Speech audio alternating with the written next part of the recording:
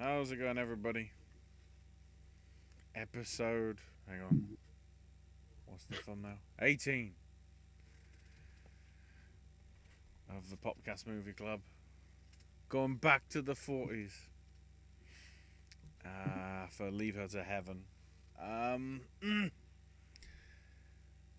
So much of a cold open that I'm saying, hello, I'm Ashley, your host and compare, I guess, for all this stuff, alongside Chris. I can finally say I've watched a movie where Vincent Price isn't the creepiest person in the movie. It's close. It's close. And our selector for this time around, AJ. Yes. It's amazing how I think that this is a Vincent Price film, even though he's only in it for about 8 minutes. That's how good his bits are. He's fourth in the credits. I was just happy I watched a movie from 1945 and I recognized two people. Because I recognized Vincent Price and the doctor is the judge in the original Miracle on 34th Street. Mm-hmm. Oh, yeah.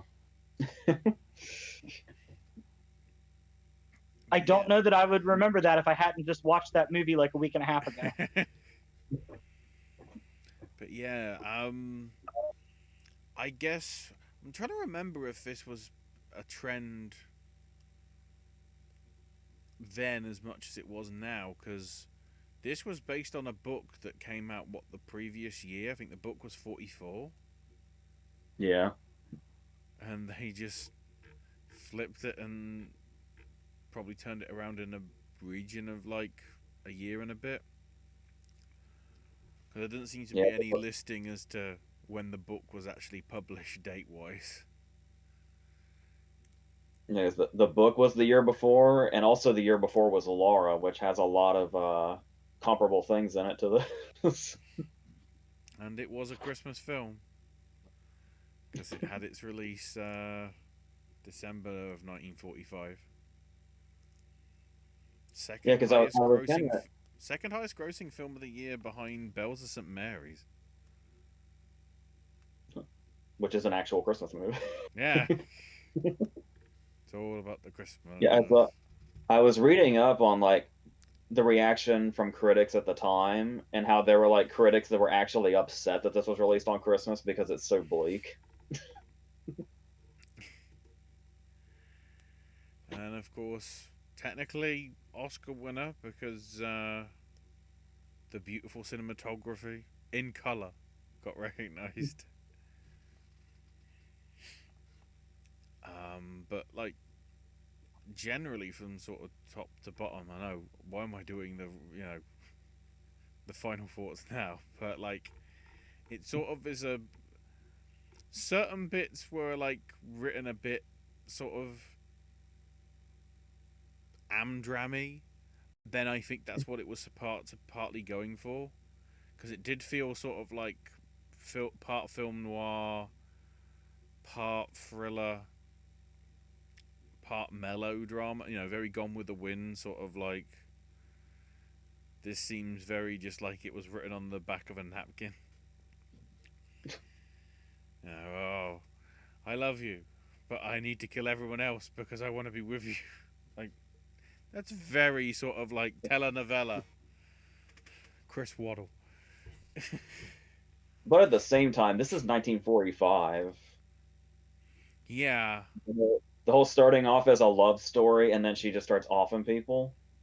I feel like what had to have been kind of a movie that obviously comes to mind when I think about this one is Shadow of a Doubt, which had come out 3 years prior. Because John Stahl did the original Imitation of Life and stuff like that, but I've always kind of seen this as basically one of the Hitchcock movies that Hitchcock didn't make. It's got the same kind of slow burn where it's it really reaches its actual point an hour in. Yeah. Like I said, once it reaches that second half, I get serious Shadow of a Doubt vibes from it, which I feel like is probably a big reason why I love this movie so much. Somewhat similar to Gaslight as well, except arguably gender swapped. Yeah, from the reverse. Yeah, with the psychological aspect of what's going on and everything. I'm still trying to work out whether like she doused Danny in like something that caused him to sort of like drown like he did,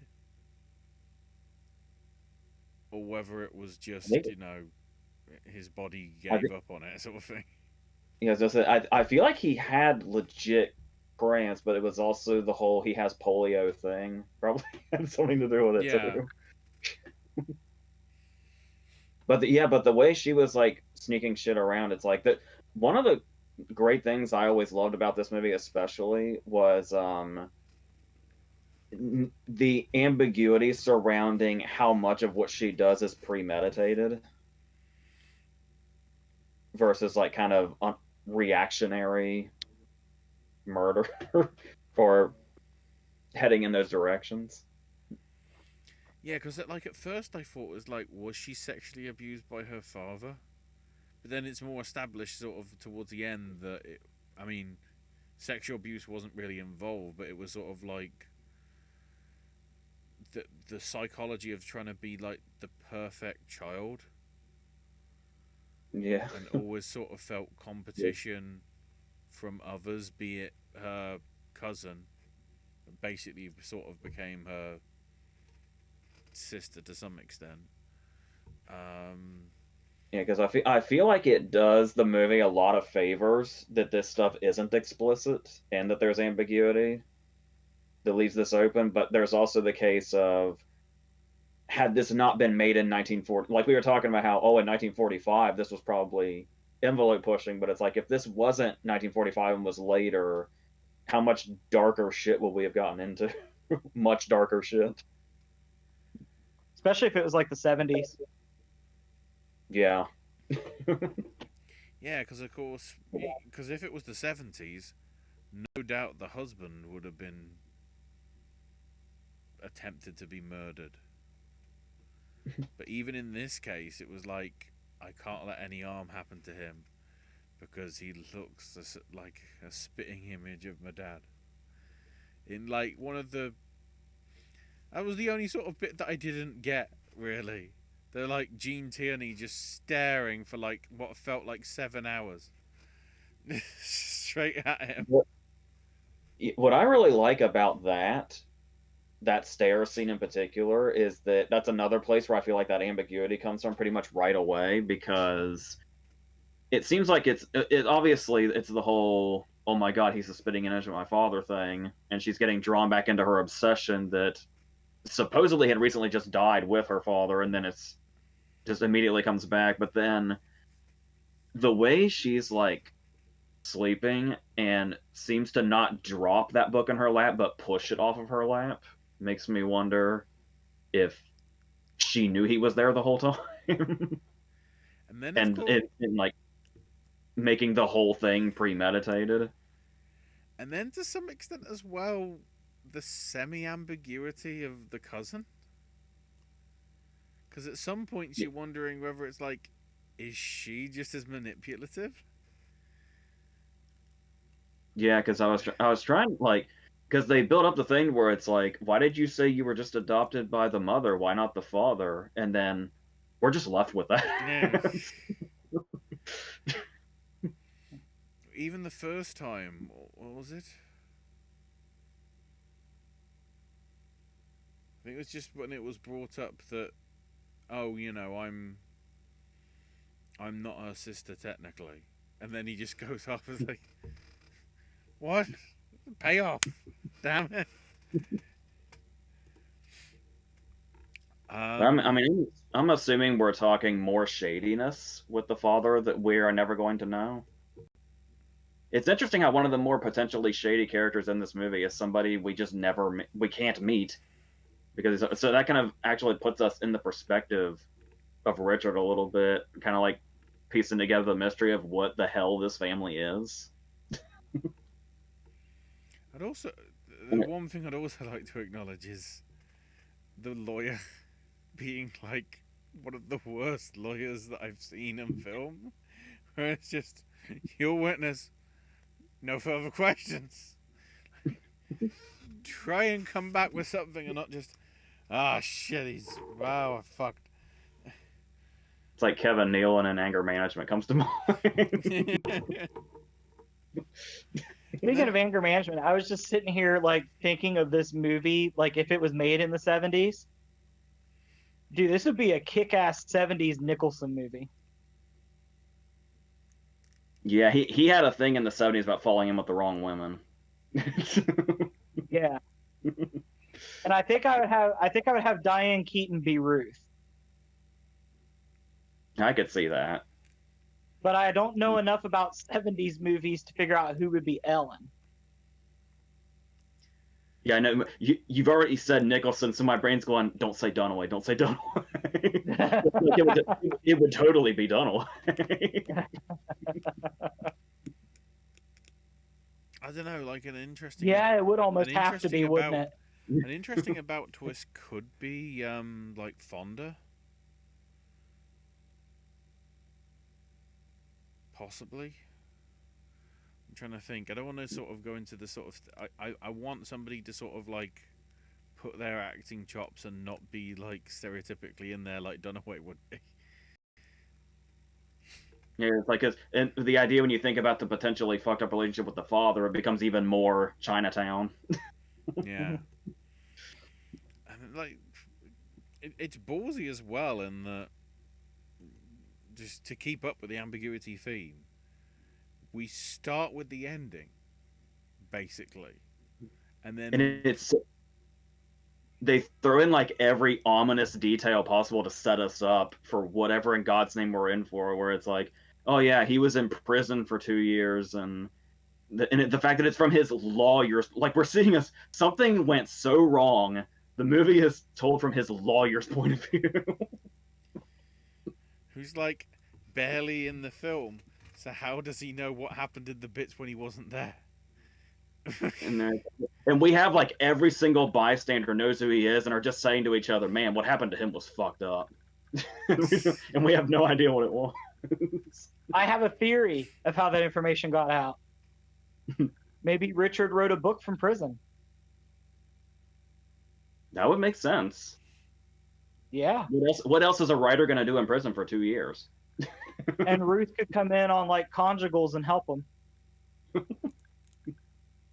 Like everybody thinks that they're going off to have sex, but actually they're just working on his book. I'm curious, now that you bring up Ruth and their connection and how this, because I didn't even think about the fact that this connection would have had to have sustained the 2 years. I'd honestly never thought about it until Ashley just mentioned it, if there's anything particularly shady about Ruth. Because I feel like Jean Crane was perfectly cast, because I feel like just Jean Crane's face has like an inherent innocence to it. Like I've always noticed that in like most of her movies. And how she seems like intentionally the polar opposite of Jean Tierney, where when you see Tierney, you see like, oh, like, yeah, it's a beautiful woman and you're drawn to her, but even when we don't know her motives just yet, I feel like Ellen never looks innocent. There's like kind of immediately something off about her. I also feel like from Ellen's point of view, Ruth would also have a very punchable face. Yeah.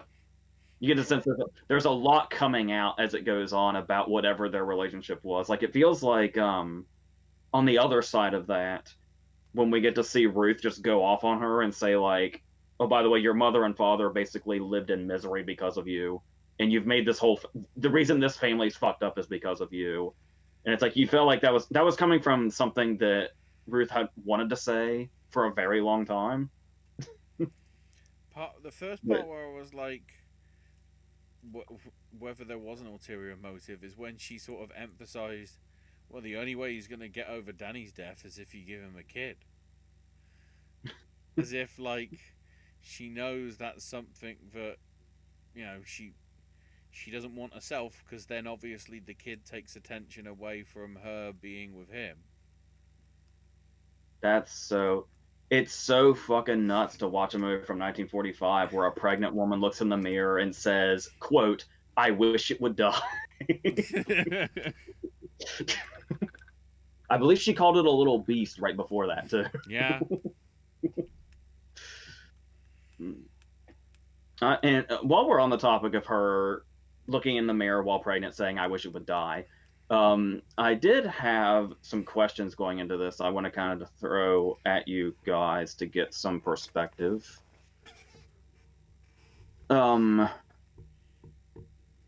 Mike, the thing that I always question when I watch this, because when you watch Tierney's performance and a lot of the brilliance of it comes from the fact that she almost seems to have like multiple personalities, but it also looks very manipulative at the same time. And because Jean Tierney is too talented of an actress for it to be shoddy acting, when it looks like she's trying to cover up a lie, so obviously that's clearly in character. So, but there's moments when she confesses to having basically killed Danny, where it's like, where she goes from, oh, I like it just happened, like I couldn't get to him in time, but then like her face visibly drops into almost another form when she says, yeah, I did it, and I would do it again. Is she? It's kind of a two-part question. Is she mentally ill, or is she legit evil? And my second question is legit evilness a mental illness in itself, or is it just evil?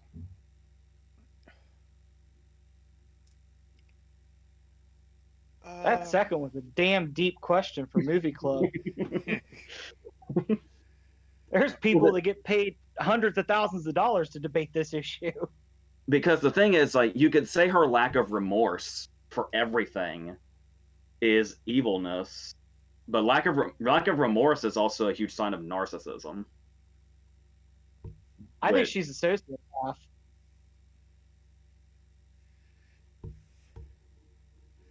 Sociopathy swaying more in the way of mental illness, or in this person was born evil. Mental illness, because I think she believes the bullshit she's peddling. Yeah. Yeah, it said that she was, so doting and caring for her father that it sort of was overburdening him. So in that respect, yeah, it's probably mental illness rather than evil. Maybe with a sort of like an ADHD-ness to it, because it's like, it's got to be the perfect thing. Nobody's going to help. I'm going to be the one that's doing all the cooking. We're not going to order any, we're not going to get any staff in. I'm going to do everything. It's sort of,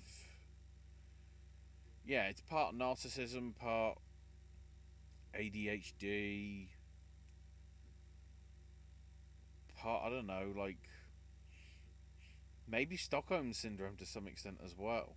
It's like, well, he looks exactly like father, so he must act and sort of be exactly the same as father. So That's an interesting theory. I didn't think about that. I mean, there's got to be something behind it, because then again, of course, like the way that she just like with nearly immediate effect ends the relationship with Price's attorney, which then sort of flips around as if she, tries to use her position to try and sort of get a favourable outcome in her mind, and that everybody goes down. He can only he can only be mine. Nobody else can have him. In which case, I was thinking, if somehow it did go wrong and she did go, he'd find somebody else. When you got rid of like all the people he was most attached to, like Danny and whatever, and got over it, nothing else would even matter. It took a while for him to get over it. Well, what, about a month or two, I guess, before the pregnancy. In which case, they knew the pregnancy fucking quick. Isn't it normally like 3 months? Not like 3 weeks? Yeah, because we were talking about the lack of remorse being part of narcissism. I'm not like a psychologist or anything, but isn't lack of empathy also contributed to narcissism at times? Yeah, you're so focused on yourself that you forget about others.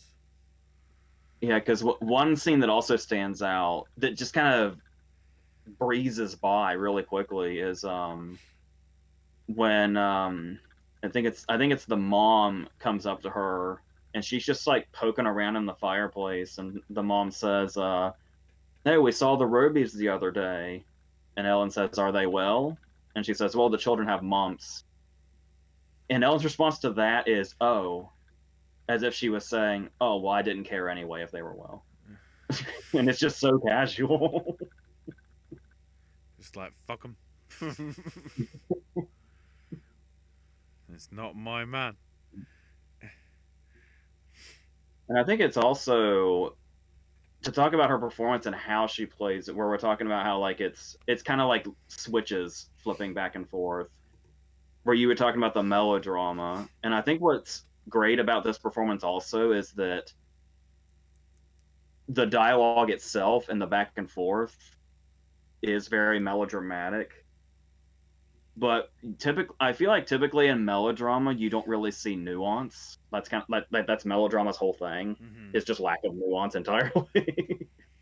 But it's like you're getting what would typically be a melodramatic scene, but then we actually get that shot of her where she's doing melodramatic delivery, but she has like insane eyes.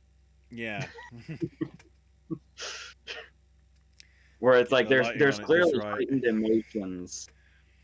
There's the heightened emotions you see in melodrama with an underlying like psychotic level going on. Especially when you see like the whole idea of having the miscarriage of like, let's put on this fancy gown and let's put on these slightly heeled shoes because I know that the carpet's shit at the top of the stairs. I'm gonna wedge it in just this way so it just looks just about right if I go over. That's the thing too. The question about how much of this whole thing that happens is premeditated. Because you could argue that the train meeting wasn't premeditated because she does seem genuinely shocked to see him. Though I feel like you could also argue the long stare is her taking her first really good look at him. Like maybe she saw him in passing and it's like, whoa, that looked like my father. And then she's using this chance meeting where she drops her book to like, now I can get a really fucking good look at him. Yeah. And then the obsession starts to take over again and come back from where it was. If she bought the book, she would have probably looked at the face on the back cover. Yeah, she should totally know he wrote that book. But the thing about that is, if that's in question, if the whole thing is premeditated, look at what we were just talking about with the throwing herself down the stairs, and then the whole post-mortem concoction she comes up with to get them to make the whole court scene happen. That's premeditation on a whole other level. So it's clear this is something she can do. So that's another thing where I feel like it's clues to the idea that this whole thing might have been orchestrated by her from just the very before we even knew it was happening. Like before the movie knows. Part of me feels even the scattering of the ashes that she does like close at the start is premeditated. She's just like, it's literally like a fucking robot toy from the 1970s. It's just like, and then just chuck it like, is that an Olympic sport? Chuck the urn. And then, of course, half of those bits that were outside at night, it was just, you filmed it in the daytime. You couldn't even do like a good fake night. That's the only bit of the cinematography where I'm like, come on. Yeah, bro, we were talking about that was one of the things I built it up to you with was when I first told you it was a movie from 45, you seemed a little concerned. And for some reason the first thing I thought, like we said, even though you had just watched Miracle on 34th Street, my first thing to that was, don't worry, it's in color. And then I said, oh, and it's also beautifully shot, by the way. Do you think it, not just that, but do you think it lives up to its Oscar win in that category too? Yeah, it looks pretty good for 45. I don't know if it's because it was cleaned up for YouTube or what, but it looked really good.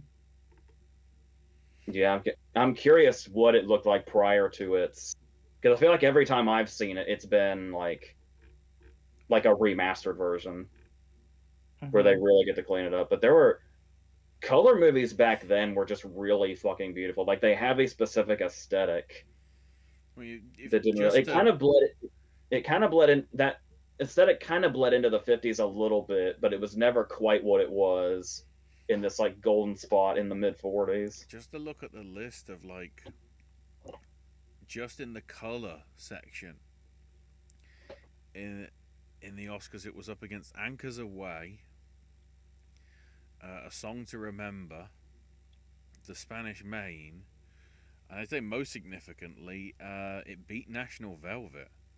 And National Velvet's a really beautiful looking film. I'm pretty sure Black Narcissus was in the 40s also, and I think the late side of the 40s, maybe. Hang on. Which is like some of the most critically acclaimed. Yeah, a couple of years after. Which is like one of the most critically acclaimed movies of all time for its cinematography. Yeah, I'm just seeing what Leon actually did, other stuff that he did. I think it's also like how much they can fit into a shot with. What's that? That makes sense. He got picked up by the bigwigs at Fox, I guess. Because from 56, he had a foursome of The King and I, South Pacific, Porgy and Bess, and Cleopatra. King and I cinematography is on another level. That's like when I was talking about, I think I've mentioned it in a video before about how when I saw The King and I in a theater, I could swear the room grew. It was weird because it just felt so massive. And Shamroy also one of the history makers. Won color cinematography 3 times over 4 years. One for Black Swan in 42. Wilson in 44. And then Leave It to Heaven in 45. And then obviously Cleopatra in 63. Sounds about right. And to some extent as well, I think some of the scoring aspects were right. Like, I feel if this was Hitchcock, the whole scene on the boat with Danny leading to the drowning would have had some sort of musical score to it. Instead, they play it sort of dead serious and have no music on it at all. As if, like, which is amazing. Again, the sort of creeping forebodingness of just her with the glasses, purposefully dark, because you know she's calculating, what do I do? By the way, I love that they chose that shot for the Criterion cover. Yeah. But yeah, because it's like the whole thing is, oh, don't worry, I'm gonna guide you along in the boat, Danny. Don't worry. Like this boat is here as like this protective guardian angel kind of thing. And then we get the shot from in front of them, and it looks like the boat is literally stalking him rather than protecting. And that's and the way that builds it up itself. It kind of reminds me of the Shelley Winters murder scene in A Place in the Sun. which wouldn't come for another 6 years. Oh, interesting. I won't lie, I kind of thought he would stop swimming and she was gonna like run over him with the boat because the way it looked like it was stalking him. I'm pretty sure there is a movie where somebody is killed that way.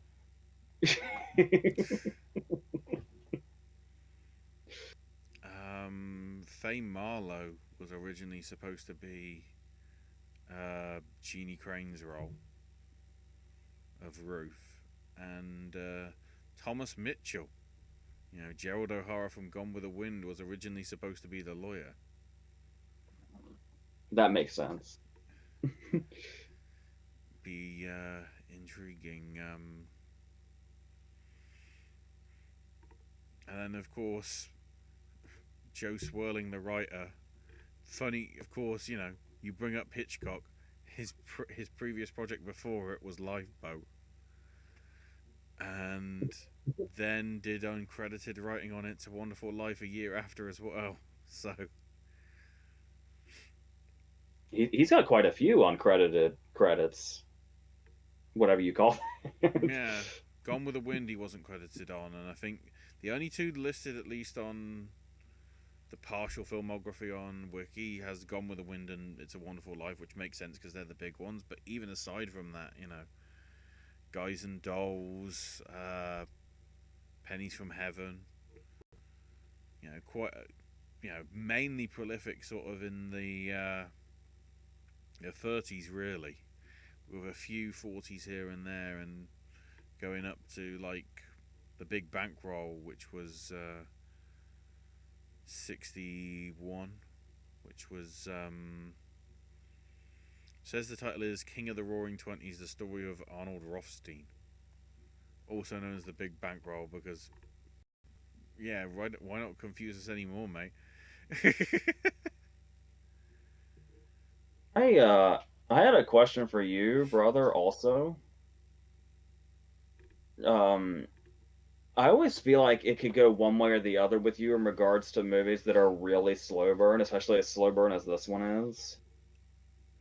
Did it take you a bit, like, did it take you about that hour mark to really get into it, or did you get into it pretty quickly?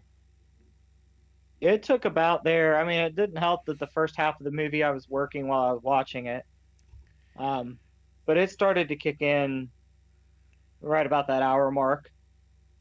Were you ever confused because I kept building it up as a thriller, and it was like, this is just like I was like, who's gonna go crazy, and why are there no signs of it? I would say it turned for me actually earlier. It was the 4-minute cameo from Vincent Price, as I thought it was at the time, where he was just in talking, clarifying that something's obviously up, and then just walking out, and then sort of immediately going to, well, that was nice, and then fading to black as if, that's Act 1, now we get to Act 2, where we actually introduce Danny and all that and everything. Because you do have to. I feel like the first half is definitely a lot different when you know where it's going. Because I remember the first time I saw this movie, it was just the reason I was watching it was because I was going through the old Oscar nominees, and obviously Gene Tierney was nominated for this, and that's pretty much the only reason I was watching it. I don't think I even really knew what it was about going in. I was just watching nominated movies in quick succession, and I feel like I remember having that same experience where it was like, oh, so this is just another one of those love stories. This was like Douglas Sirk, even though this was like before Sirk went into color. But then I remember the scene where Danny drowns being the big turning point, and it's like, oh, this is not the movie I thought it was. I remember, because you had said it was a thriller, and I saw Vincent Price's name in the credits. And so literally, I was working, kind of checking in. And then I didn't see him. I heard Vincent Price. And then that's when I started paying attention, and I was like, oh, this is going to pick up because Vincent Price is here. This is where shit's going to hit the fan. And then he was gone, and I was like, well, so much for Vincent Price, I guess. So totally unintentionally, Price was a big red herring for you. Yeah. And then as the movie went on, I was like, well, Vincent Price is going to be stalking or something because he had just gotten jit. So I was like, he's gonna be stalking. He's gonna be stalking. And then the boy drowned, and I was like, oh, I had the wrong psycho. Yeah. Was that fun to realize who the threat was in real time? Yeah. Because then we got to the court, and Vincent Price came back, and I was like, how the hell is Vincent Price in a court scene, and he's not the one on trial? Yeah. It was like, wait, Vincent Price is And playing I was like, not straight only is he man not the for a one on change? trial, he's the one trying to get somebody convicted. Yeah. What else world is this? Yeah, you say he's on the side of the antagonist, but he doesn't realize that. He thinks he's doing the right thing. Yeah, that's like when I realized what had happened, who she sent that letter to, I was like, that's salty as hell. And I was like, poor Vincent Price is going to get blindsided. And because not only that, but she was just so good at premeditating that, they did look so guilty. And then here's my question. You've seen a lot of movies, court movies from back then. Was it not a thing, or has Vincent Price's lawyer never heard the phrase badgering the witness? I'd say the judge was incompetent. I was gonna say we've mentioned this movie a few times now. You did just recently watch a movie where a case was dismissed because they brought in letters from kids to Santa. So it's very. That's true. Court movies in the 40s were the Wild West, basically. It definitely seems like it, because it's like when Richard was on the stand and he's like, by her own confession, and I was like, you have no proof of that. And then it's like the jury took 10 minutes to say not guilty, and I was like, what fuck? like that is not how justice works now. Now you have like video proof, and they're still like, I think it's fake. Yeah, because I love that he was badgering Richard so hard, the movie just dissolved into another scene in the middle of his testimony. It's like it felt bad for him. Yeah, it's like the movie was like, okay, I need a break. Did you ever love her? Like, Did you ever love come her? back. Did you ever? Next witness. I expected it to fade back in, and Vincent Price is like on the stand screaming into Richard's mic with like his dick in his face, like, "What day did you fall in love with her?" He's literally standing on the judge's sort of plectrum area thing, like properly sort of like, I am 7 foot taller than you. Did you love her? It's like that, and then right there in like the last 5 minutes, it goes into, oh, this is a Vincent Price monster movie after all. Yeah, it's weird seeing him like play the straight man for a change. He was so tame. Even with him screaming in Richard's face, that was tame for Vincent Price. Yeah, the same could be said for Laura. In Laura, he's basically the buffoon, more or less. I wonder if he used any of this sort of as inspiration for House on Haunted Hill, because it's a similar aspect. Yeah, there has to be a reason. There had to be something inherently in him that was like horror focused. It's like this sort of Leslie Nielsen thing, where they started off as a serious actor and then they just found a genre that they were born for, like midway through their career. I think it's just Vincent Price's voice, because even as the lawyer, I was like, that is the voice of somebody that has gone mad. Yeah. And he's just normally talking like he could be like, I would like an iced tea. And I'd be like, he is up to something. Because it was one of his earlier bits, because his debut was Service Deluxe in 1938. And I guess he started off horror with his supporting appearance in the Invisible Man sequel from like 1940. But then, if you look, yeah, he dabbled in horror for a little bit, but then I think House of Wax was where it when he found the stride into horror. See, I think there's some actors that have voices like that. Like Vincent Price's is definitely like, I'm creepy, I'm up to something, it's probably really screwed up. And another person that falls on that line, I told you earlier, I started watching Love Actually. It dawned on me, every time Alan Rickman speaks, it's like he's calculating. Yeah, House Like of all Wax the time. probably Like was. he could be ordering a coffee, and the way he would order it and say it, it would sound like it was the hardest thought anyone ever processed. House of Wax was probably the official start of his horror stuff, but given the character, Cardinal Richelieu in Three Musketeers is probably where the villainous more side of him sort of came out, I would say. Yeah, because it's kind of like he went from like straight man to Basil Rathbone to horror. It was like the stepping stones. To some extent, and then the horror just stuck with him, sort of from late on until maybe the Great Mouse Detective was like the least horror thing that he did between like the 50s and Oh, but 86. during the climax of the Great Mouse Detective, Radigan is a horror movie character. I was just getting ready to say the same thing. Sure. Looks like one. Those scenes are shot like one. I love how we've discussed Vincent Price more than any other actor in this movie, and we've already established he's in it for like 8 minutes. He's That's that the good though. impression. He's that Yeah, good in the that's the bit. impression. I was gonna say I would say that's more of a credit to Vincent Price than a discredit to the movie. Yeah. And then Yeah, because you notice we've brought up Tierney, we brought up Crane, and we brought up Price. How do we feel about Cornell Wilde? I feel like he's got nuances in here that can go overlooked because everybody else is doing. Because even Tierney's nuances feel big. So I guess it's an idea of, is Wilde really downplayed or is he neutral? Because I think I read that the director even struggled with him. the bit. We're talking Right. about Richard, right? Mm-hmm. Yeah. I think he just comes across so downplayed because he's surrounded by all kinds of fucked upness.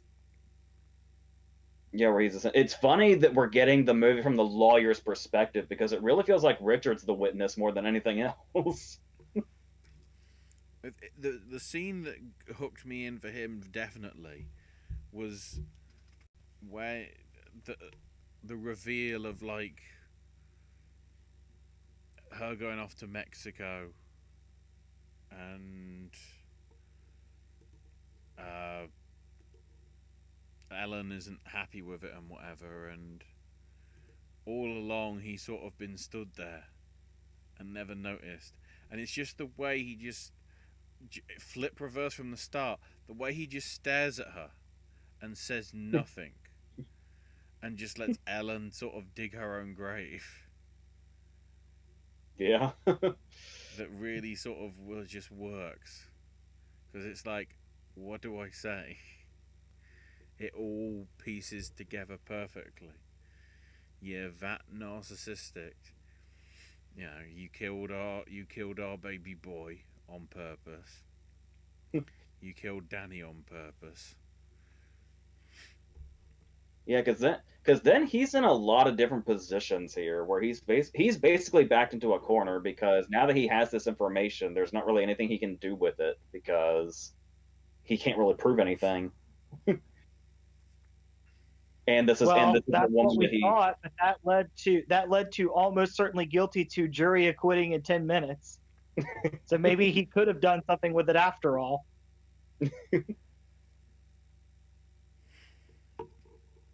Which goes to show you, you know, in that essence, Price must have been a shit lawyer. One revelation from the ex-husband, and it's like, oh, she's innocent.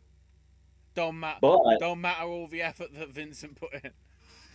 I don't think that it's that he's a shitty lawyer. I think it's just one of those cases where he was too close to the case and it created a blind spot. Yeah.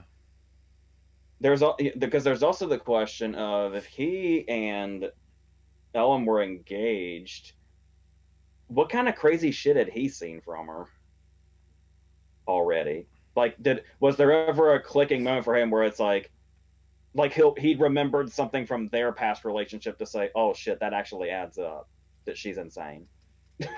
Yeah, but he didn't look like her dad, so he might not have ever seen it. That's true.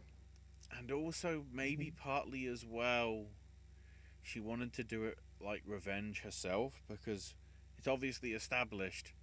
Look, can we not have this happen while I'm trying to get elected to be DA? Um, well, no, I think at the time it's just attorney, right? Like attorney general. I felt like it was kind of vague.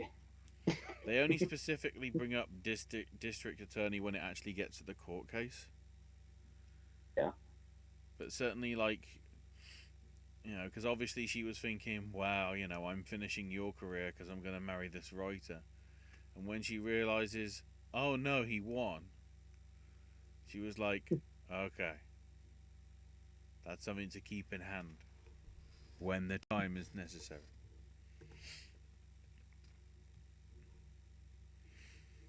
Anyway, to the chat, because we've got quite a few comments in. Josephine says, I watched this on November 30th to close off Noirvember, and the perfect way to end because the movie is outstanding. Ellen's one of the most complexly written femme fatales for the screen. I'd say so. I think Joe Swirling did a very good job. Some call this movie the 1940s Gone Girl. Yeah, I can see that. I can see that, but of course Gone Girl is partly she's doing it because he's being a bastard. Yeah. Whereas Richard in this is sort of like the only bastard thing he's doing is like writing "Will you marry me?" when apparently it's custom for the woman to propose. Oh yeah, yeah, brother. It's like you were saying, where it's like it seems to be the fact that he looks like her father is what kind of triggers the way that she acts. And it's like in Amy Dunn's case in Gone Girl, I feel like Amy had to have always been crazy. Like not even any particular triggers. Amy's just fucking crazy.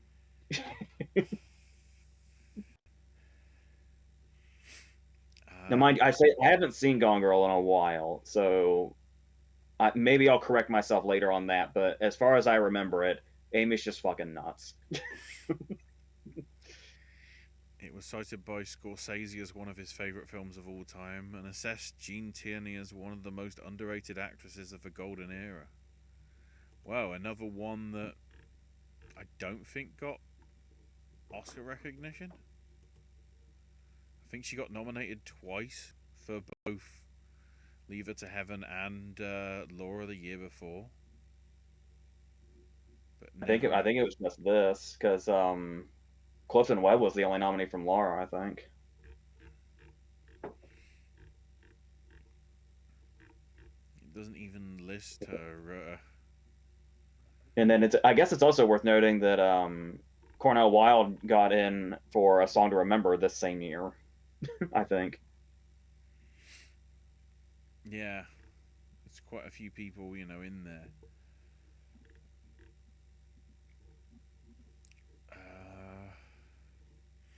Josephine says Technicolor cinematography is gorgeous, bar the couple of like bad night scenes. No, even the night scenes felt like intentionally sort of silhouetted in a way.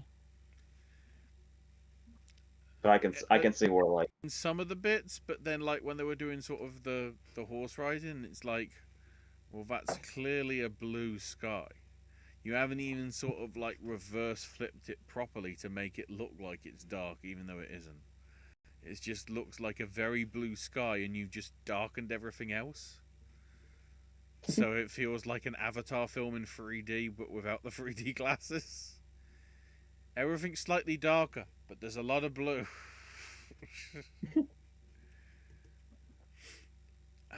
This won the Oscar for cinematography, was nominated for lead actress, art direction, and sound recording. I think it should have been nominated for Best Picture and Adapted Screenplay. I'm trying to remember what it was up against. Well, what it missed out to that year. Picture was, let me see if I got this. The Lost Weekend, Anchors Away, Spellbound, Mildred Pierce, and We mentioned it. what's that? We mentioned it earlier. The Christmas film. The Bells of St. Mary's, yeah. But then looking at some of the other stuff. Supporting actress went to Anne Revere for National Velvet. Supporting actor went to Tree Grows in Brooklyn or James Dunn for A Tree Grows in Brooklyn. The big winner, I think, on that was. Does it say Lost Weekend won 4 and National Velvet won 2. Everything else had a lot of ones. This getting in for sound is kind of inspired. I wouldn't have seen that coming, I don't think. Yeah, I was trying to see. It was. I think it actually is mentioned. Well, it's mentioned in terms of what won. I think Bry mentions it. But let's have a quick check. So I'm just looking at the best scoring of a dramatic or comedy picture, and there's like 40. No, there's about 22 nominees. Yeah. Thank God we have shortlist now. Yeah, so sound recording. God, that's just as bad. Sound recording, Bells of St. Mary's won, but you also had Flame of Barbary Coast, Lady on a Train, Rhapsody in Blue, A Song to Remember, The Southerner, They Were Expendable, The Three Caballeros, Free as a Family, The Unseen, and Wonder Man. Yeah, because it was usually either like action and war movies or musicals that got in sound back then. So this one's an interesting inclusion. Jeanne Crane is also underrated. She appeared in a Western movie with Kirk Douglas called A Man Without a Star, directed by King Vidor. I remember getting kind of a crush on her in Pinky, even though her casting in Pinky was very controversial for obvious reasons. Oh wow! Crane's youngest son Christopher Brinkman was the original lead guitarist for Jane's Addiction, and died of a drug overdose in '97. For the proposal scene, Cornell Wilde had trouble reacting convincingly to Jean's advances, but each time they did a take, the crew was so impressed they whistled at her. Also, I probably would have as well. Breyer said, I have this now on my wish list for my next Criterion order, whenever that will be, hopefully next month. And I haven't got into the 40s yet because I'm still going backwards by decade, and I'm still just on the 60s now.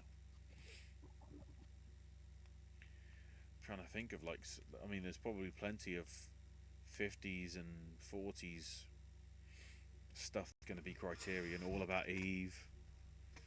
I'm guessing there must have been a Wonderful Life Criterion release, probably. I don't think so. Because you'd have thought that would be an obvious one. So apparently with the Wilde situation, finally the director John M. Stiles said to Wilde, they all seem to understand how the scene should be played. Why can't you? Is that why he was difficult to work with? I'm pretty sure that's the story I heard. Yeah. The original choice for the role of Ellen was Rita Hayworth, who turned it down. Then again, to some extent, that sort of makes sense, because I think she was sick of that stereotype. She was very much, Marlene Dietrich in that, I just get this role again. Great. I was just getting ready to say I think Hayworth would have been too obvious. And to some extent, the same happened to her. She was around for sort of a decade and then fell off and really did nothing other than sort of appearances as herself on various TV shows over the 70s, 80s, and 90s here and there, but very sporadic. Bryce says, I didn't even know Vincent Price was in this till I saw his name. I was surprised it was knowing the scale of what Vincent Price would become, the fact that he was just on a list with other people with credits, it was like, why isn't he on a separate page? But I guess still making his name. The car Richard drives in Warm Springs, Georgia is a 1941 Ford Super Deluxe convertible coupe. Had an estimated retail price of $946. Wow. You know what you can buy for that now? A Klondike bar. That's it. That's what's happened. The color was Mayfair maroon and was only used by Ford for that model year. The classical music in the film was composed by Chopin. So was that a nod to Cornell playing Chopin in the song to remember? If they came out the same year, I would think that would have to be coincidence, but that seems strangely specific. James Veen also says the drowning scene reminded me of how Vivian Leigh and Scarlett O'Hara let the daughter die in the horse accident in Gone with the Wind. Oh, yeah. Yeah, because the intent was there. Second film to feature Gene Tierney as Vincent Price, ill-fated love interest, following on from Laura. You think he would have learned his lesson, but... She appeared with him in 4 films. Hudson's Bay in 1940, Laura on Leave It to Heaven, and then also Dragonwyck the year after in 1946. Lux Radio Theatre did a 60-minute radio adaptation in early 1947 with Tierney and Wilde reprising their roles. How do you crop that down to 60 minutes? Because that's a taut enough script as it is. Does the lawyer just say, did you love her once, and then that's it? We've run out of time. Okay, we got some... It's like Vincent Price's lawyer watched the fight scene in the alley in They Live and was like, fuck, that's not that long at all. So we got a couple of who would win in a fight with Ellen's character going up against Amy from Gone Girl and Pearl from Pearl. I would say... I mean, Pearl's got an axe. Well, I mean, I feel that Jean is just psychologically doing it for the betterment of her relationship. Whereas with Amy and Pearl, I think it's psychologically for themselves rather than... Basically, it's solo sort of acting rather than doing it for the sort of relationship, really. Yeah, because if I remember correctly, Amy only kills one person, and it's literally just her way out of her situation that she put herself in. Pearl, on the other hand, bloodbath.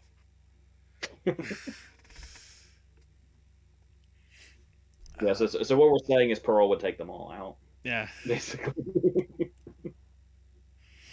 Have you seen John Stahl or Douglas Sirk's Imitation of Life or Magnificent Obsession?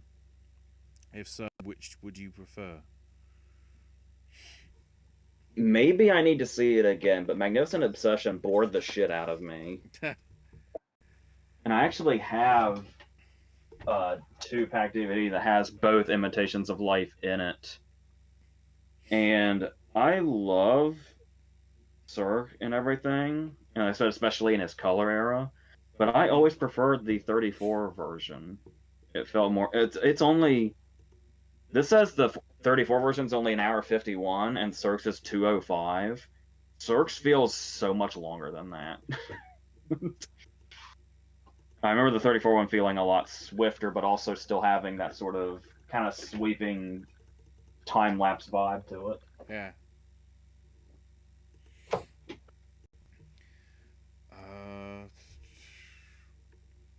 Bryce says, is it just me, or did it feel like I wanted to make out with Ellen while I was watching this film?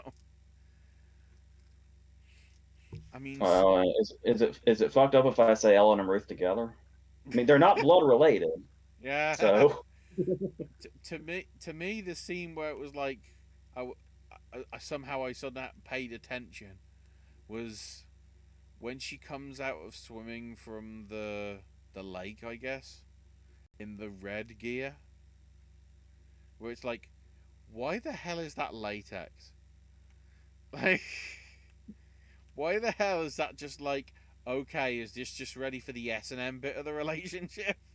It didn't look like a... I mean, would you put an S&M relationship past Ellen? I wouldn't. No. Definitely no. I mean, I don't want to, talk this way about somebody that could have potentially been abused, but I mean, surely Ellen's a freak. I mean, we get that one shot where they're clearly in separate beds because it's the 40s. But what's the first thing she does? She gets out of hers and climbs into his, and just fucking stares at him until he wakes and up. blows on him like, I'm waking you the fuck up.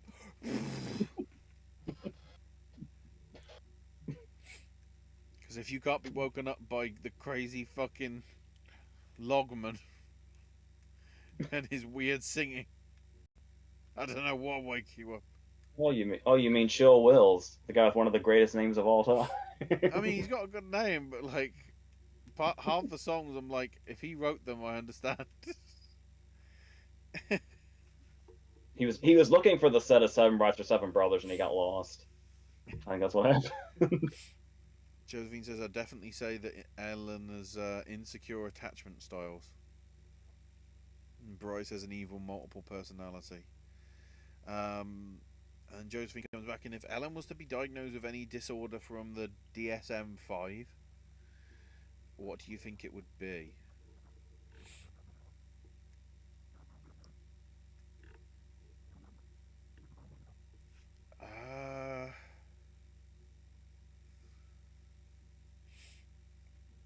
I should know it's in the DSM-5, but I don't. We've got sort of neurodevelopmental stuff, such as ADHD and autism and things like that. Mm-hmm. Schizophrenia. Yeah, I mean, I know the kinds of things that are in it. I just don't know what specifically is in it. Well, you got the schizophrenia sort of stuff, the bipolar stuff, the depressive stuff, and the anxiety stuff, along with OCD, which is separate apparently. Oh God, I'm looking at like each category of these, and I feel that like fucking everything. Because there's a sort of a bit of like autism and ADHD in her. Certainly, she sort of goes schizophrenic for a time because she was paranoid of like, oh, he's in a relationship with my not sister. Bipolar has anxiety, and she seems to be anxious all the time. She seems to be in depression a lot of the time when she can't be alone with him. You've got the anxiety as well. The compulsiveness of like, I'm doing the cleaning, that's my job. Go away, singing man. I'm putting the knives out by these plates.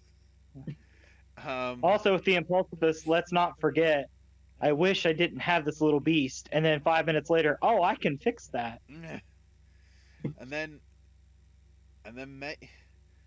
part of me is wondering whether, because of the father's death, some PTSD comes into it as well. Well, I think there's definitely some trauma going on. Yeah. And then even mocking the sleep-wake disorder. I'm like, oh, I must have been sleepwalking when I tripped on the carpet.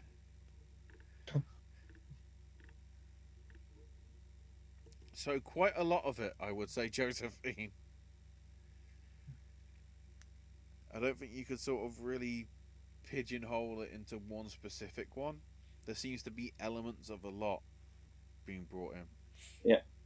Yeah, because I was gonna say, like whenever you would see like her face actually change, my very first thought was, oh my gosh, she's Kevin Crumb. But then it was like, but yeah, but we also learned that Kevin Crumb's multiple personalities came from trauma, so it's just like this sort of domino effect. Bry also says, yes, Anchors Away is the one with Tom and Jerry. Yes. For art direction in colour, it lost to Frenchman's Creek, lost out to Bells of St Mary's, and Tierney lost to Joan Crawford and Mildred Pierce, having to specify not the Kate Winslet TV movie. I kind of guessed. Oh, Josephine also mentions, what about Munchausen syndrome? That'd be more of a narcissist style one, right? You have to refresh me on what exactly that is. I'm just going on the adventures of Baron Munchausen because I'm guessing it's something related.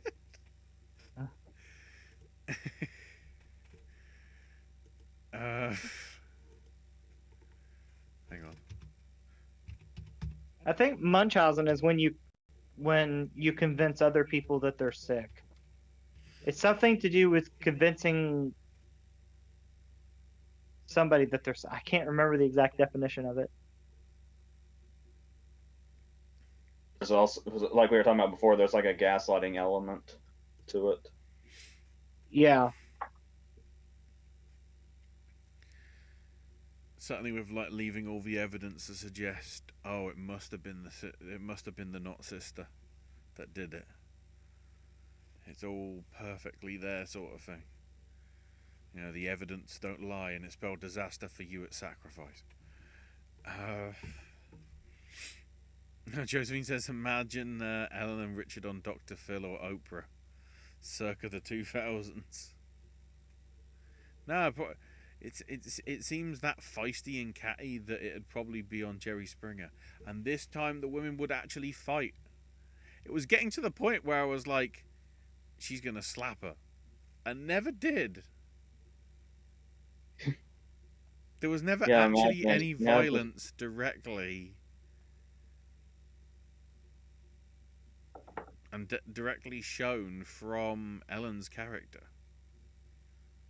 Because they obviously didn't try and do anything.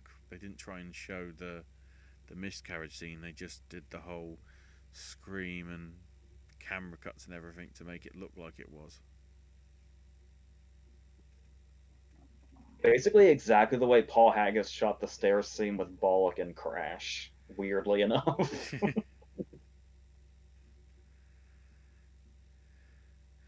Vincent Price is so unrecognizable without his mustache.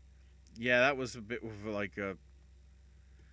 I could sort of make out the voice, but it's like... Where's the pencil? Where's the pencil? The pencil on mustache is missing. I don't want to stray off topic, but have you seen any of the SNL videos where Bill Hader played Vincent Price? Yeah. It's just one of my favorite things. Yeah. Josephine says, if only there was a crocodile where the house is. Somebody needed to phone up Belial and saying, stop singing in New York. We need you to rescue Danny. Or eat Danny. Or something.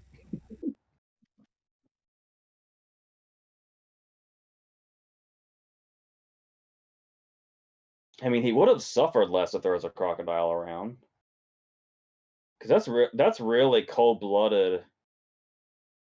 Just we went into this whole scene, but I just still can't get over how cold-blooded it is. The way we get to watch her just watch him drown.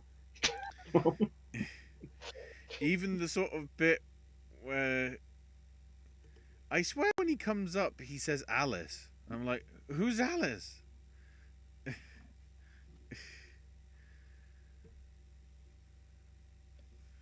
What if Camp Crystal Lake has it all wrong and it's not Jason Voorhees, it's actually Danny?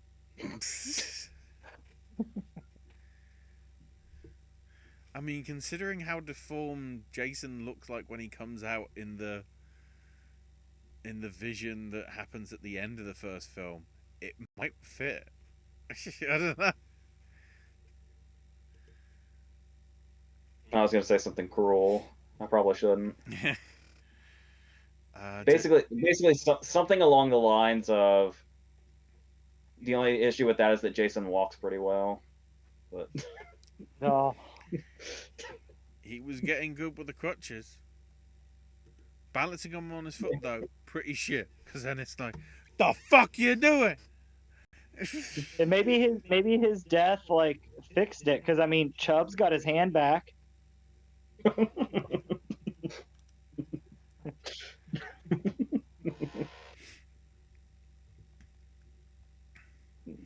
If you were to bring Vincent Price back from the dead, could you come up with a fake movie alongside a resurrected Dorothy Maguire, Sidney Poitier, George Burns, and Art Carney?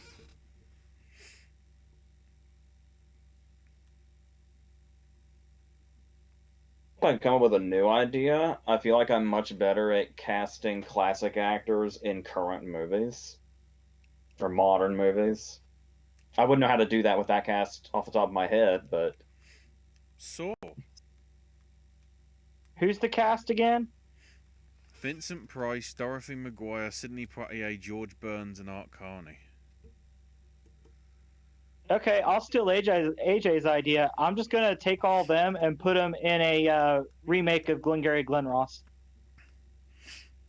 interesting. I would say Saw. What?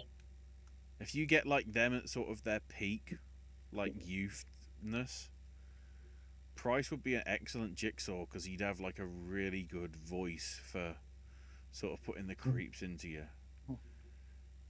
I'm kind of surprised in all of his horror movie history. I don't believe there is a movie where Vincent Price says, "I want to play a game," or "Do you want to play a game?" Even Because he though House totally on would have made Haunted a Hill movie is like practically a game. I guess my question to you, brother, since you said that, is with Dorothy McGuire in the mix, which part from Glengarry Glen Ross would you gender swap?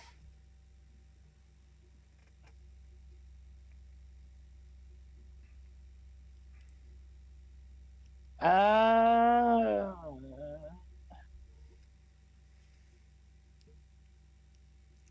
I don't know. I always said Williams, but I kind of want to think it'd be a more major part.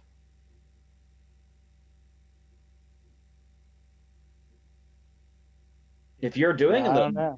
if you're doing the movie and not the play, I could see a woman doing Baldwin's part and being the one in charge. That was my first thought. Was Baldwin.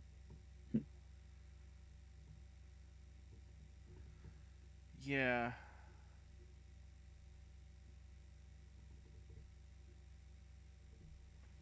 That would, I'm guessing, I would say George Burns would have to be Shelley, but I kind of see Art Carney as Shelley really clearly.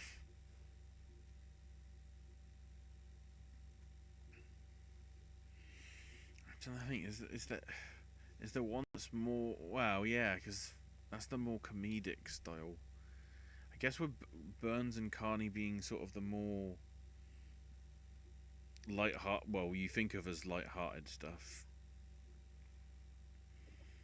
It's hard to tell. I'm definitely picturing Portier as Ricky Roma.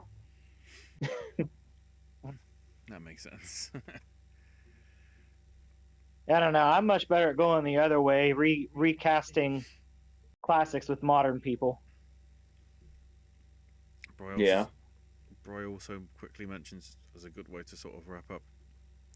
I almost forgot about this podcast at the beginning because of how crazy we've had in terms of, I guess, news today, but we'll save that for another podcast, probably with another thing that'll be out on Wednesday.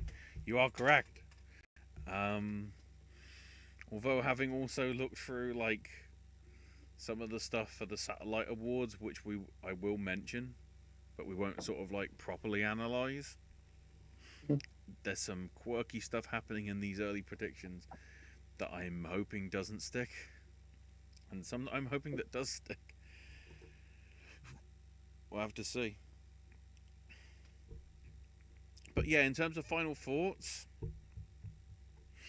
considering how it got very little sort of award recognition, I'd say it's a hidden gem that probably sets a precedent for quite a lot of films in the decades after, in terms of its depiction of femme fatales and not being sort of the stereotypical sort of. Because I'd say that she's the least mysterious femme fatale that I've seen yet. Because you do get sort of a lot of backstory compared to like most femme fatales. So yeah, I very much enjoyed it. Chris? I liked it as well. Before we wrap everything up, based on what I mentioned earlier, AJ, you're making the movie today. Who's in it? This one? Yeah. Oh. I mean, Have you thought about this? I'd say Ellen would be Eva Green. Mainly for the I was eyes. thinking of bringing two people back together that haven't worked together in a while. Who's that? And I think you'll like this casting. I would cast Anne Hathaway as Ellen and Emily Blunt as Ruth. Interesting. Yeah, you think it'd be the other way around. Yeah, it's like a reverse of their product characters. Yeah. And I would probably cast, for Richard, I'd probably cast Pattinson. I could see that. I'm trying to imagine a precedent where Hathaway could really play evil.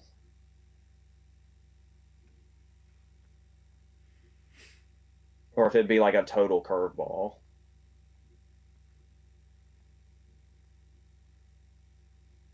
So I would say, obviously, Blonde could play all the characters, all four of the main ones in a one-person show. I like the Eva Green thing, but I also feel like she played such a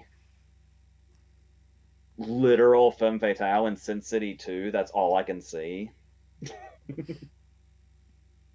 Where it's like she was every femme fatale cliche in that.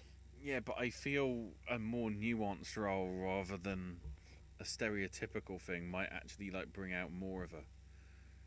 Because in essence, she is femme fatale in Casino Royale, but it's not played until sort of Act 3 when you actually sort of realise that.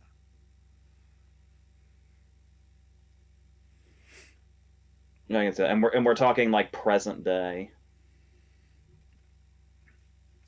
And I wish I'd been prompted on this because I'm gonna have an amazing answer to this like 3 days from now.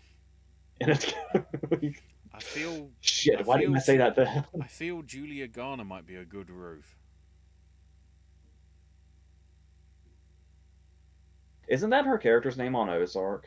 Is that a subconscious thing? Oh, great! It's even more confusing. But no, I can actually really see that. Like, I kind of want to steal that from you, actually. You know, there's sort of there's an innocence there, but again, at the same time, there's that. But is she? Yeah, she can be innocent, but with like a bit of ambiguity. That's actually kind of perfect. And I guess the Ozark thing's just a coincidence. Yeah. You remember how I told you in the 70s that this is something that would happen to a Jack Nicholson character because he always fell in with the wrong women? Yeah. I feel like if this was made in the early 2000s, Richard would be Denzel. That'd be good. That's another one where I'd kind of just like to see a one-man show of Denzel playing everybody. Who would you cast as Price in your Pattinson Blunt Hathaway one? Me? Yeah.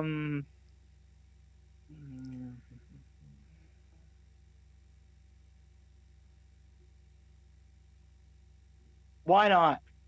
I'll go unconventional again. Chris Evans. That is interesting.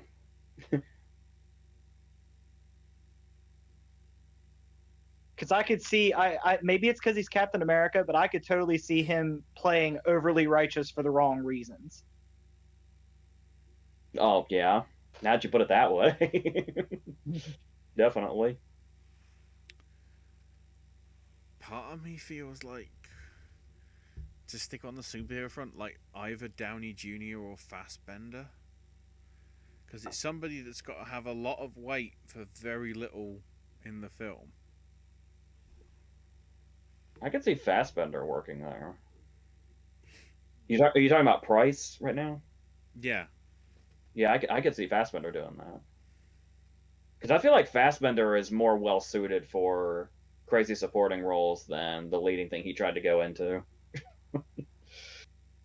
Actually, I think I want to change my Pattinson answer now that I think on it. I think I found somebody that would work better. Who's that? I want to take out Pattinson. I want to throw in James McAvoy. Which was ironically what I was just about to say for Richard as well. We mentioned Arthur Christmas before we started like rolling. We mentioned Arthur Christmas, and then I mentioned Kevin Crumb. It was only a matter of time before McAvoy just came into the conversation completely. While we're at it, just get Jim Broadbent to be the Doctor. Yeah, I could see Jim Broadbent honestly in like any of the supporting roles. I can even see him in like Chill Will's part. And Barry Keoghan as Danny. Yeah, actually. and Bill Nighy as Chill Wills.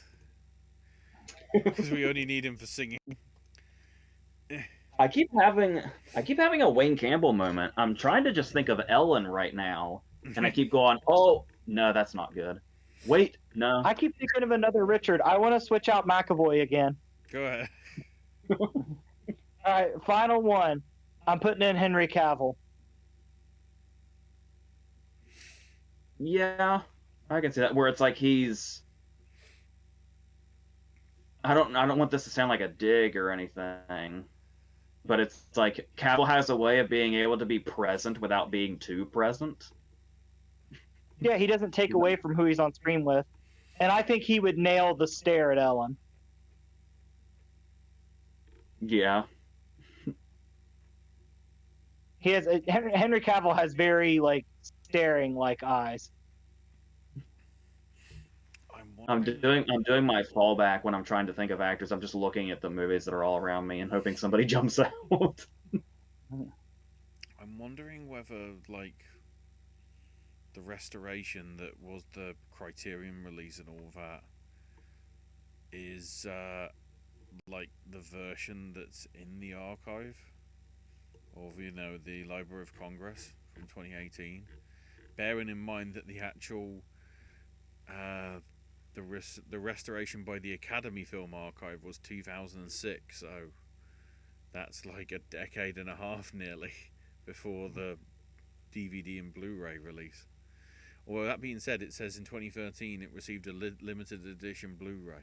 Doesn't specify a DVD anywhere other than the Criterion release. Not that this is my pick, but I have to ask. If the movie was made today, by default, are we ending up somewhere in the conversation that Margot Robbie becomes Ellen? Oh, probably. I mean, if it's Anya Fox, Taylor-Joy, they Jennifer would find some way to Lawrence. push into it also. If it's Fox, it's Jennifer Lawrence. Like if Margot Robbie was Ellen, they would automatically make Anya Taylor-Joy Ruth. Just the most uninspired shit ever. What about Ana de Armas? She crossed my mind. It was really weird because she crossed my mind pretty much right at the same time you said Chris Evans, and I was looking right at Knives Out on the Blu-ray shelf. It was like it just all came together at once. Well, speaking of a Knives Out, for the mother-in-law, I think I'd go somebody like Jamie Lee Curtis. Dude, I'm just it's just like I'm looking at Knives Out's spine, and you're just naming the names I'm looking directly at. It's like you're reading my mind. Now, if we're going back to it being made in the 90s, I think the mother-in-law is Olympia Dukakis. Yeah. Was she ever not the mother, or...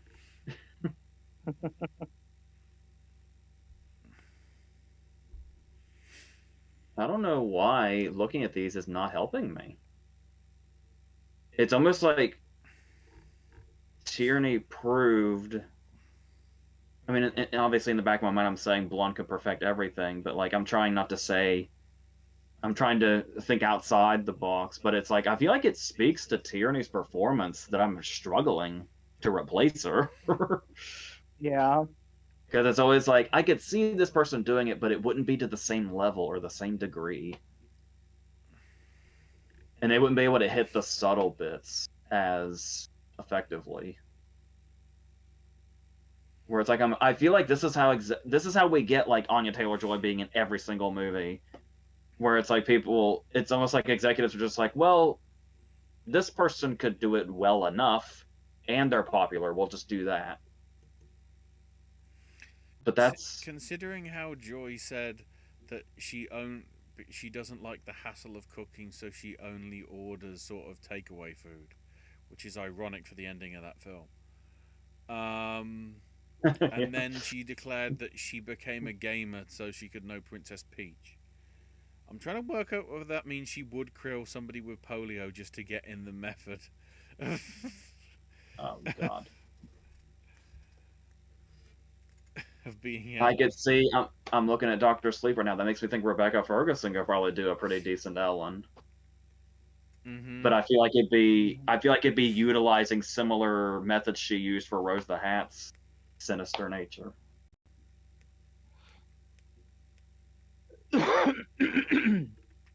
This is just really difficult.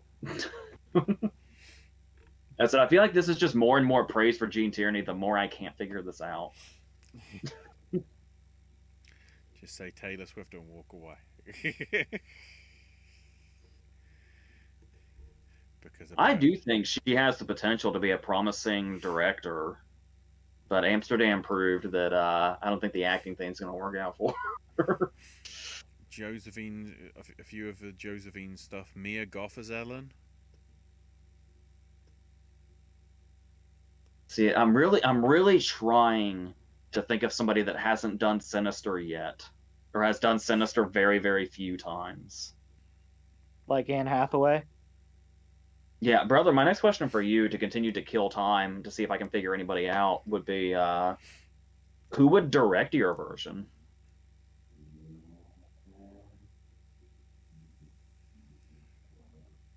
Aronofsky. Interesting. So it will be Jennifer Lawrence then.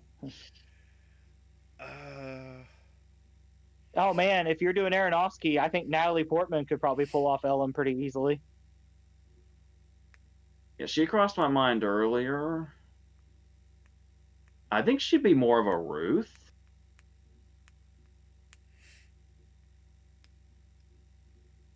Part of me thinks maybe it's just because of Promising Young Woman, but Emerald for now. To direct? Yeah. That'd be wild.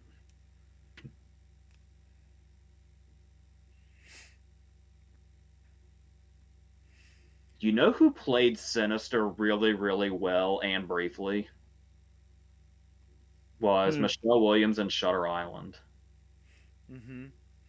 Yeah. That kind of vibe I feel like could work. Michelle Williams might be my answer for Ellen, finally. Josephine says... What about Keira Knightley?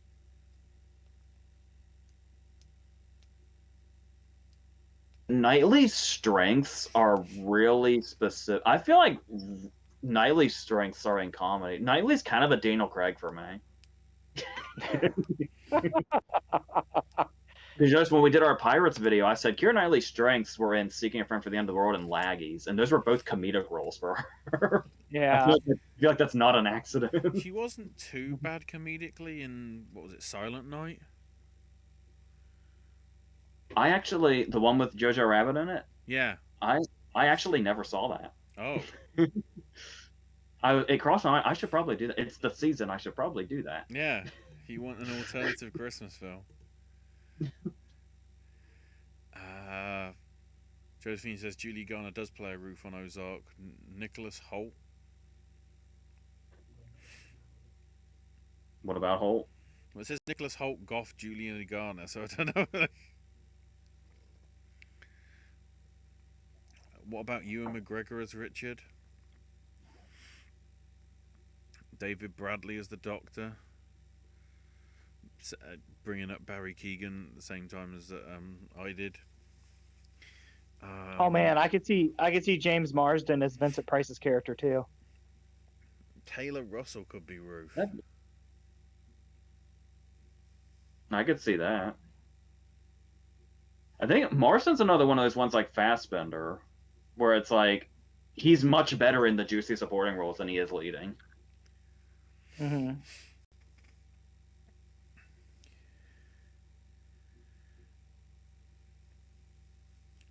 Bry is asking the next movie. So yeah, the next movie, I believe, is That Thing You Do from '95, I think.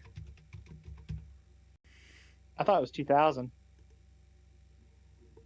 I was thinking it was in the middle of those. 96. I'm not even saying that as a joke. 96.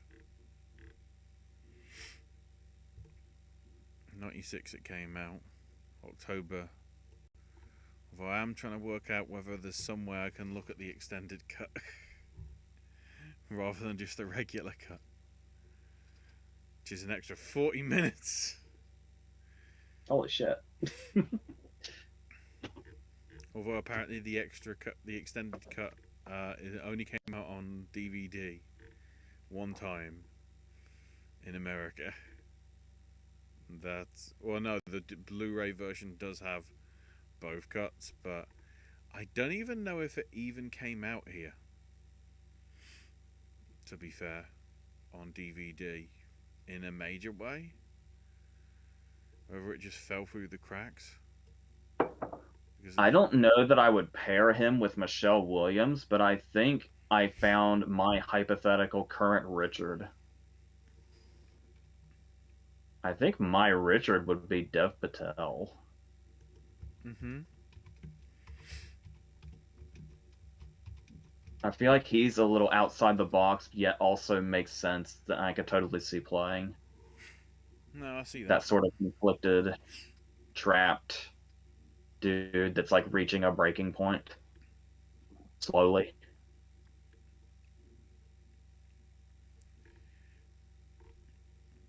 I'm just looking now. Wow. So the DVD, I can either get new for £10 or used from 95 pence. So I guess I should look up to see if That Thing You Do, because we're kind of in a rare instance here where the next movie club pick is something that I actually don't own. Oh. But I do like it, so I need to see if it happens to be. Is it cheap on Blu-ray? In both cuts. It appears to be on a Hulu, but I can't tell if that's like Hulu or if that's like the Hulu in addition to something. I can't tell.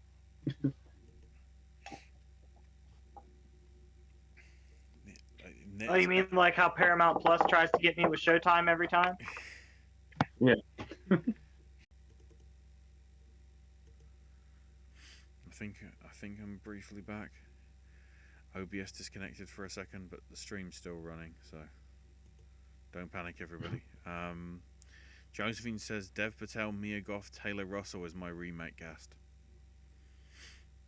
That sounds about right.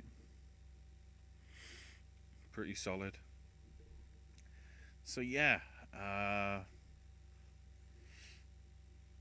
that's all for this talk on Leave Her to Heaven. Myself, Owen and AJ will be back Thursday at 6 Eastern to discuss all the tomfoolery that is the Globes and the Critics' Choice Awards. With a little dabbing of Satellite, and still trying to work out how Women Talking is on the same level ensemble-wise as Jackass Forever.